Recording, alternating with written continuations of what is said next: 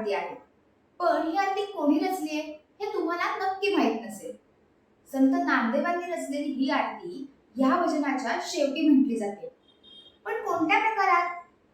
Part 1, विठ्ठलपंथीय भजन.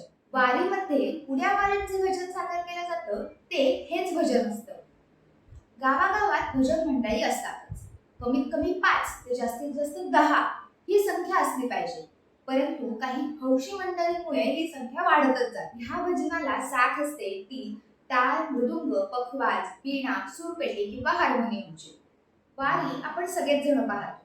त्यामध्ये विशिष्ट पद्धतीने उड्या मारल्या जातात, किरक्या घेतल्या जातात आणि मोस्ट इम्पॉर्टंट थिंग दिंडीमधलं निशाण म्हणजेच ध्वज उंच नाचवला जातो.